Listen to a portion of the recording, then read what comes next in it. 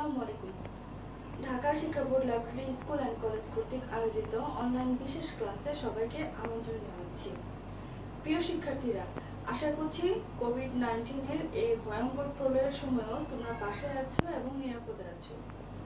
আজকে আমি তোমাদের সাথে আছি নাজমুন নাহার, প্রভাষক, ফিনান্স, ব্যাংকিং ও বীমা, ঢাকা শিক্ষা board library school and college. আজকে আমি একাদশ এবং দ্বাদশ শ্রেণীর প্রথম পত্র বিষয় নিয়ে আলোচনা করব এবং আজকে আমি একটা নতুন অধ্যায় নিয়ে আলোচনা করছি।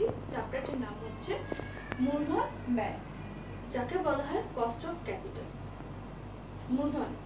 মূলধন হলো একটি ব্যবসায়ের প্রাণ।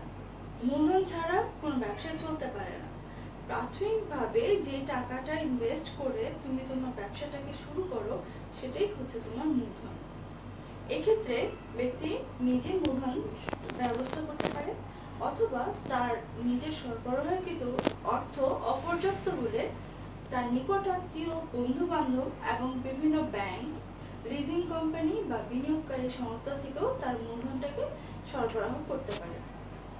এই যে মালিক তার নিজের ফান্ড থেকে যথাযথ বা পর্যাপ্ত পরিমাণ টাকা দিতে না পারার কারণে বিভিন্ন উৎস হতে অর্থ সংগ্রহ করছে, তার একটি খরচ রয়েছে।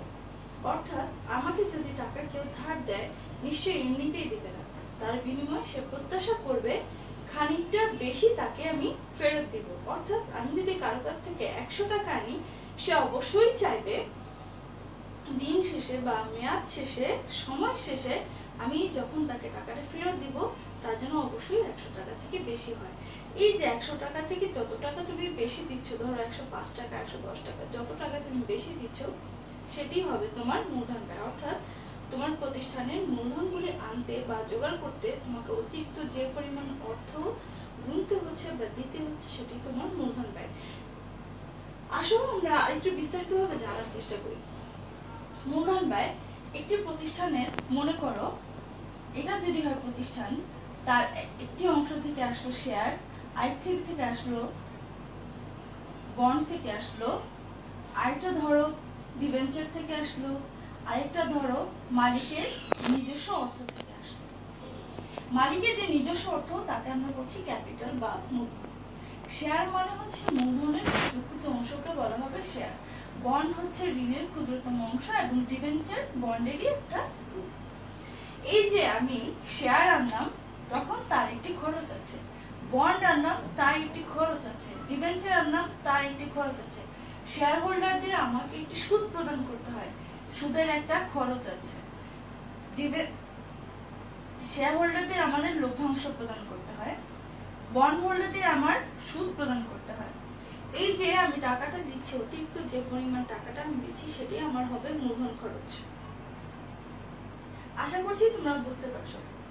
মূলধন খরচ কতটুকু আমি করব বা কতটুকু একটা বিনিয়োগকারী কতটুকু এই খরচটাকে মেটাবেন, তার ব্যাপারে তাকে যথার্থ সিদ্ধান্ত গ্রহণ করতে হয়।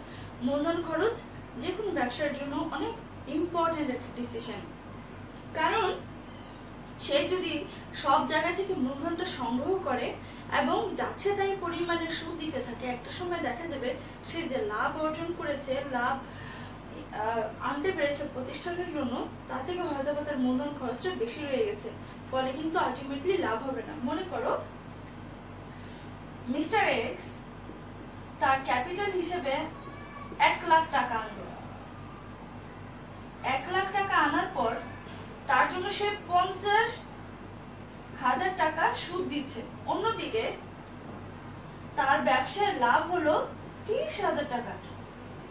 শিক্ষার্থীরা, তাহলে তুমি বলো কিভাবে সে 50,000 টাকা শুধরাবে আর কিভাবে সে 1 লাখ টাকা পরিশোধ করবে? সুতরাং যখন আমরা মূলধন খরচটা নির্ণয় করব, তখন অবশ্যই আমাকে দেখতে হবে আমি যে মূলধনটা আনছি বা সংগ্রহ করছি, সেটা সুদের পরিমাণ, সেটার সার্বিক পরিস্থিতির জন্য অবশ্যই আমার যে টাকাটা আমি অর্জন করতে পারবো তার থেকে কম হয়। তার ফলে যেন ব্যবসায় আলটিমেট একটা লাভ থাকে, যেন ক্ষতি না হয়ে দাঁড়ায়। আচ্ছা, এরপর আমরা যেটা শিখবো সেটা হচ্ছে মূলধন ব্যয়ের তাৎপর্য, অর্থাৎ মূলধন ব্যয় কতটুকু ইম্পর্টেন্ট বা তার সিগনিফিকেন্সটা কি। বিনিয়োগ সিদ্ধান্ত মূল্যায়ন, বিনিয়োগ সিদ্ধান্ত মূল্যায়নকে বলা হয় investment evaluation of the investment decision. অর্থাৎ তুমি যে প্রতিষ্ঠানে বিনিয়োগ করবে আদৌ তুমি বিনিয়োগ করবে কিনা বা কতটুকু বিনিয়োগ করবে, কোন প্রকল্পে বিনিয়োগ করবে, যে প্রকল্পে তোমার সবচেয়ে বেশি লাভ আসবে, এই ধরনের ডিসিশনটা তোমাকে খুব ক্যালকুলেটিভ ওয়েতে নিতে হবে। সেটাকে বলা হয় বিনিয়োগ সিদ্ধান্ত মূল্যায়ন। অর্থাৎ যে প্রকল্প হতে বিনিয়োগ করলে তুমি সর্বোচ্চ বেশি টাকা অর্জন করতে পারবে সেই প্রকল্পেই তুমি বিনিয়োগ করবে। দ্বিতীয়টি হচ্ছে ফার্মের ঋণ নীতি নির্ধারণ, অর্থাৎ ডেট পলিসি, যেটাকে আমরা বলি যে আমি কোন জায়গা থেকে ঋণ আনবো সেটা আমি খুব দেখে শুনে বুঝে আনবো। মনে করো যে দুইটা ব্যাংক আছে, একটা এক্স আর একটা ওয়াই, দুইটাই আমাকে 10 লাখ টাকা ঋণ দিল। একদিকে এক্স এর আমি 1000 টাকা ঋণ সুদ দিব, অন্যদিকে ওয়াই কে আমি দিব 500 টাকা।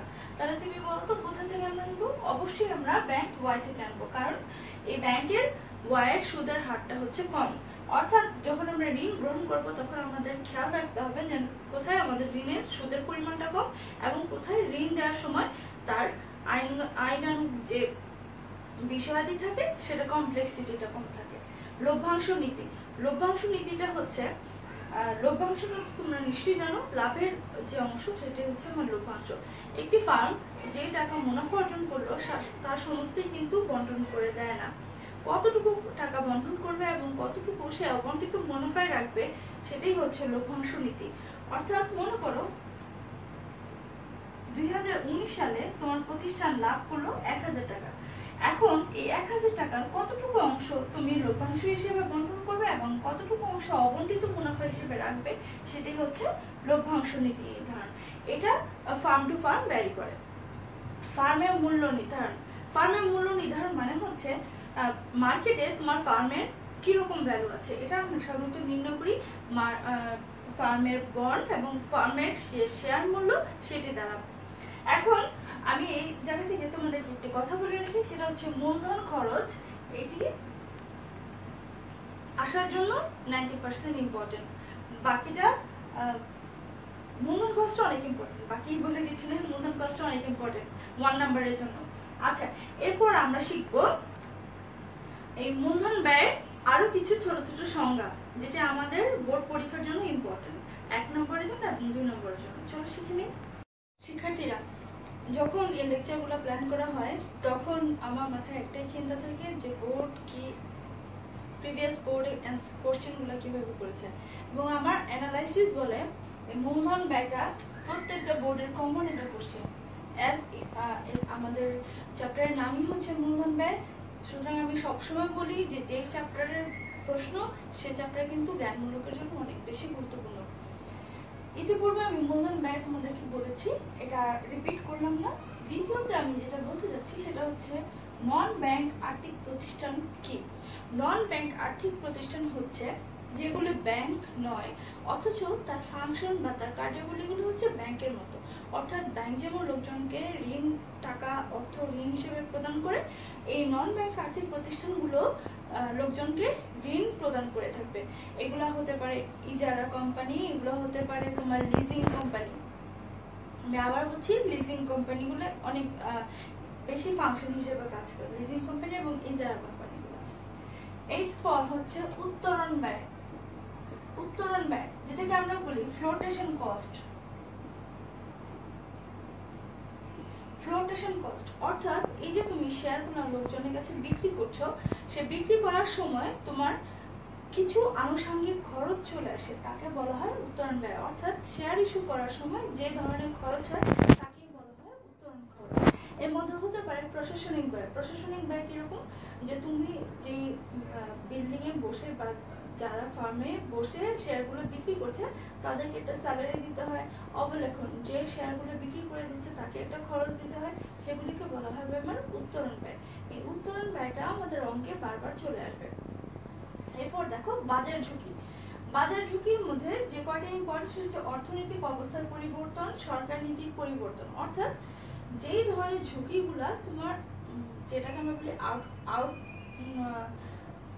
Outside of the factory or outside of the business, মানে বিজনেসের বাইরের যে ফ্যাক্টরগুলি আমাদের বিজনেসকে প্রভাবিত করে, যে ফ্যাক্টরের কারণে আমাদের ব্যবসাটা প্রভাবিত হচ্ছে, সেটাকে বলা হবে বাজার ঝুঁকি। অর্থনৈতিক অবস্থার পরিবর্তন, এই যে এখন কোভিড-19 কারণে বাংলাদেশে কেন পুরো বৈশ্বিক একটা অর্থনৈতিক একটা নাজেহাল অবস্থা হয়ে দাঁড়িয়েছে। সরকারের নীতি পরিবর্তন, হঠাৎ করে যদি সরকার কোনো নীতির পরিবর্তন করে আনে, সেটাকে আমরা বলবো বাজার ঝুঁকি। রাজনৈতিক অস্থিরতা, শেয়ার বাজারের পরিবর্তন, এগুলো তোমরা ক্লাস 9-এও পড়েছো। এরপরে দেখো পরবর্তী প্রশ্ন চলে আসি, অবহারে কেন শেয়ার ইস্যু করা হয়? অবহার মানে হচ্ছে শেয়ারের গায়ে যে দামটা লেখা থাকে তার থেকে কমে কেন শেয়ারটাকে বিক্রি করা হবে। মনে করো একটি শেয়ারের গায়ে লেখা আছে শেয়ারটির দাম হচ্ছে 100 টাকা, কিন্তু শেয়ারটি মার্কেটে বিক্রি করা হচ্ছে 800 টাকা দিয়ে। কেন এই 800 টাকা দিয়ে বিক্রি করা হচ্ছে? তার প্রধান কারণ হচ্ছে দ্রুততম সময়ের জন্য শেয়ারগুলো বিক্রি করা হয়ে যায়। যখনই 1000 টাকার শেয়ার 800 টাকা দিয়ে বা ডিসকাউন্টে বিক্রি করবে, অবশ্যই কিন্তু খুব দ্রুত বিক্রি হয়ে যাবে। আরেকটা ফ্যাক্টর এখানে কাজ করে, সেটা হচ্ছে ধরো নতুন কোনো প্রতিষ্ঠান যাদের মার্কেটে খুব একটা ডাকনাম নেই, তারা কিন্তু অনেক সময় অবহারে শেয়ারটা বিক্রি করে থাকে। আচ্ছা, এরপর যেটা আমরা দেখবো, এটা আমাদের নৈবিত্তিকের জন্য খুবই ইম্পর্টেন্ট এবং আমাদের একের জন্য এই অঙ্কটা, এই সূত্রটা ব্যবহার করে আমরা অঙ্ক করব। সেটা হচ্ছে কর পরবর্তী ঋণ খরচ, অর্থাৎ কর দেওয়ার পর তোমার ঋণের খরচটা কি দাঁড়াবে। আমাদের সূত্রটা হলো কর পূর্ব ঋণ ব্যয় ইনটু 1 মাইনাস করের হার। তোমাকে সবই দিয়ে দেবে, তোমাকে জাস্ট ক্যালকুলেট করতে হবে। মনে করো একটি দোকানদার, তার কর পূর্ব ঋণ ব্যয় হচ্ছে 12% এবং তার করের হার হচ্ছে ধরো 30%। তাহলে কি হবে, জাস্ট তুমি ফর্মুলাতে তোমার ভ্যালুটা বসিয়ে দিবে আর ক্যালকুলেশন করলে যা আসবে সেটাই হবে তোমার উত্তর। তো শিক্ষার্থীরা, আজকে ক্লাসটাকে এই পর্যন্তই রাখছি। পরবর্তীতে আমরা আলোচনা করব অঙ্ক নিয়ে। ততক্ষণ পর্যন্ত সবাই ভালো থাকো, নিরাপদে থাকো এবং স্বাস্থ্যবিধি মেনে চলো। সবাইকে ধন্যবাদ।